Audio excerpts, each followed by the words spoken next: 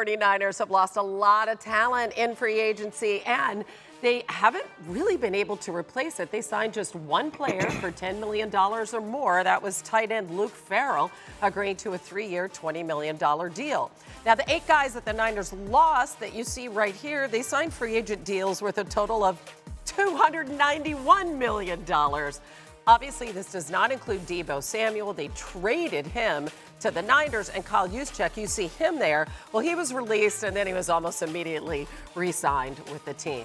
Here's John Lynch on the Niners' plan to rebuild the roster, and I quote, "We've got this thing called the draft, and we've got a lot of picks, and I think the thing that the fans should know is we have a plan, and we're going to execute that plan, and we're excited about the opportunity. Last year, we had such a good roster. I think we doubled down and said, let's go for this thing. And we kind of pushed all the chips in, knowing that at some point, you're going to have that reset. And this was the year." And of course, we know the Niners still have not reached a contract extension with Brock Purdy, although we know that's on the way. Their plan is to grow from the draft, Bill. What should their priority be? Well, John Lynch had to remind the fans that what picks are, because they didn't have very many of them over the last few years with all those trades they made for Christian McCaffrey, Trey Lance. They sent 8 picks out, including 3 first-rounders, one of which, by the way, became Micah Parsons, who'd be a pretty good fit on this 49ers team. The thing they have to address, this is about where Micah Parsons plays, the defensive line. And that does seem crazy because you have Nick Bosa, who's a superstar, but think about all the talent they've lost on the defensive line over the last 2 years. On the edge, they trade for Chase Young, don't bring him back. They sign Leonard Floyd and then cut him after a season. They cut Arik Armstead. On the interior, they lose Javon Kinlaw at defensive tackle. They just cut Javon Hargrave. Malik Collins are 2 defensive tackles. They need to add pieces around Bosa. Bill, my brother, we are thinking the exact same thing. The defensive line.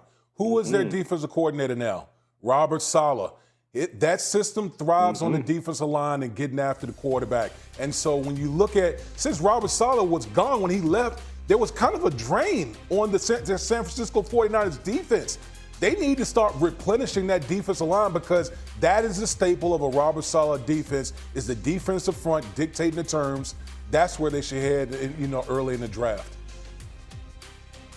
Yeah, don't disagree with you guys at all about the defense. I'm going to go to the other side on the trenches. Trenches really should be the theme of the draft for the 49ers, because the offensive line also is in need of replenishment. Trent Williams, still one of the best left tackles in the NFL, getting up in the years, obviously had some injuries last year. They hit on their 3rd-round draft pick last year, the guard Dominic Pooney, who was excellent. But outside of that, really, I could see them drafting a tackle, center, or a guard. And honestly, they should just take the best player available on that for that offensive line. But that has to be a priority for this team, especially with young Brock Purdy most likely getting a big contract soon. He needs protection.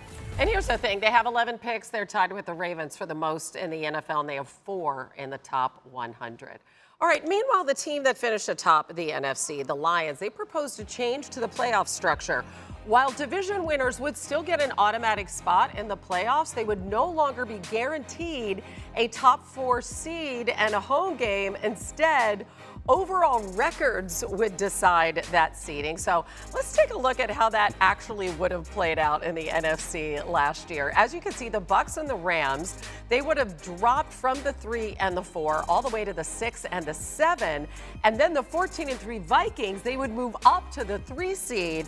The Commanders would have been the 4. The Vikings, the reason they're behind the Eagles is because that first tiebreaker is for division champs. So in order to jump a division winner, a team would need to have a better outright record. Got all that? Okay. T. Woody, are you a fan of this new proposal? You know what, Hannah, I hate to sound like the old man get off my lawn type deal, but I am still in the mindset of win your division. Like, I don't want to lessen winning. Like, when you win your division, you've earned a home playoff game. I think I would never get off of that. I think that is super important. When coaches have that, when we gather as a team, the first thing coaches always talk about, win your division. Let's get a home playoff game, get in the tournament, and let the chips fall where they may. So I get it, but I guess I'm a traditionalist in that manner. Yeah, whenever there's a rule change, I always kind of think, my first reaction is, okay, why did this particular team propose this rule change? It's interesting, right? Because the Lions wouldn't have been the beneficiary of this. The Vikings would have. However, the Lions play in a very good division, and I wonder if they think that division, the NFC North, is going to be good for the next few years at least, and that factored into this. I am in agreement with Damien. I don't think it's something the NFL will go for, in part because that impetus, the need to win the division, is what makes division rivalries great. It's why that final game between the Lions and the Vikings was so exciting when that was at stake. And that's not even one of the better, more angrier rivalries in the NFL. So I just feel like rivalries in divisions matter too much to this league for them to make this kind of change. I do like it on paper. I want to reward teams who play well during the regular season. But we have had those games in the past where we've had the supposedly overmatched division winner against that great wildcard team, and the team at home won. Go back last year, Rams and Vikings, right? The Vikings were favorites heading into Los Angeles, and not only did the Rams beat them, but they blew them out badly. And go back to, I know, one of Mina's favorite games of all time. Go back to the Seahawks when they were 7-9. They're hosting the division champs, or the defending champs, the New Orleans Saints in Seattle. The Beastquake happens. The Seahawks, who were 7-9, dropped 41 on the New Orleans Saints at home and win that game. So let's reward those division winners by letting them keep their home playoff games. Got a big smile from Mina. You know what? You just know how to make her day right there. Come on. Home field advantage is a big deal. 21-9 home field since. Get in the trenches with our O-lineman Damien Woody, right where he likes it. Several teams making big changes to their O-lines this offseason. Among them, of course, the Chicago Bears. Caleb Williams was sacked no less than 68 times last season, tied for the third most in NFL history. So it was imperative that Ryan Poles and company address that O-line this offseason. That is exactly what they've done, bringing in Joe Thuney from the Chiefs, Drew Dahlman, and Jonah Jackson, a completely different interior than they had last season. So, D. Woody, how impactful are these changes going to be for Chicago? I think they're going to be huge, Hannah. I really do. I think, Ben Johnson, new head coach Ben Johnson, he saw what it's supposed to look like in Detroit, where they had one of the best offensive lines in the National Football League. And the one thing we saw from Caleb Williams is, we saw that pressure especially coming up the middle. Guy really never had a chance to really kind of settle down within the pocket, play within structure. Well, now guess what? You've added 3 veteran pieces in the interior of the offensive line that should take a lot of pressure off Caleb Williams. And at the end of the day, take excuses away from Caleb Williams. If you don't get it done with everything that's been added with Chicago, then it's the player, it's not anything else. Yeah, certainly a step in the right direction, but I don't think the job is done in Chicago. I mean, look back to what Ben Johnson had in Detroit. That was a team when they prioritized, spent a lot of money. It was a tackle. It wasn't really a guard. They let Jonah Jackson leave last year in free agency for the Los Angeles Rams and replaced him with a cheaper option in Kevin Zeitler. And that left tackle spot, Braxton Jones, still glaring to me as the weakest spot on this line. This could be a spot where they go out and that's somebody in free agency, although a lot of left tackles are gone now. Maybe that's the priority in the draft for the Chicago Bears. But to me, even though they've upgraded on the interior, there's no arguing that, I think they still need to add at least one veteran on the outside at tackle, either as a starter or maybe as a rotation piece to swing in there. It also would help the O-line if Caleb Williams could throw the ball a little quicker. Let's go to Kansas City. To Damien's point, what am I saying? The Chiefs had to shuffle their line. Joe Thuney, 5 starts at left tackle. They got beaten in the trenches by Philly, as we all saw in the Super Bowl. Patrick Mahomes sacked 6 times in Super Bowl 59. Most he's been sacked in any game in his career. But the only changes they've really made so far are, obviously, they traded away Thuney, and they signed Jalen Moore to play tackle. He's made 10 starts there at tackle in his career. Left tackle last year, weeks 12 through 16. Chiefs' top priority was getting Mahomes some protection. So, D. Woody, do you have any concerns that they haven't made more moves? Absolutely. And listen, there's still a lot of offseason left. We still got the draft, and you never know what pieces that you're going to add, throughout the rest of the offseason. But you're betting on upside with Jalen Moore right now. That's what the Chiefs are betting on. With the young man coming from the 49ers. But I look at the Kansas City Chiefs. 3 out of the 5 positions on that offensive line are big question marks. So I don't know if the Kansas City Chiefs have solved their issues on the offensive line. There's a lot of work that still needs to be done with that unit.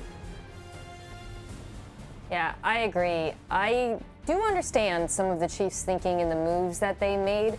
Essentially, they chose Trey Smith, paying him over, that cap space, also going to Joe Tunu. They wanted the draft pick, and they also clearly had belief in Kingsley Suamataya's ability to play guard, which he did the final game of the season.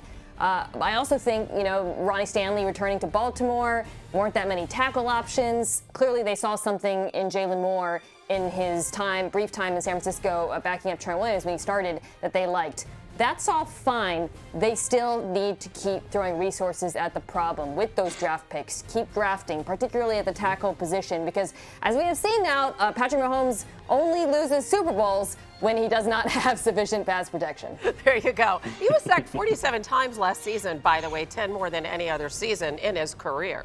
All right, now we're going to go back in the trenches with the Texans. They had so many issues on the offensive line last season. Caleb Williams was the only player who sacked more times than C.J. Stroud, and Houston completely reshaped it. All 5 positions expected to be started by different players than they had in Week 1 last season. Laramie Tunsil, Kenyon Green, Shaq Mason, all moving on.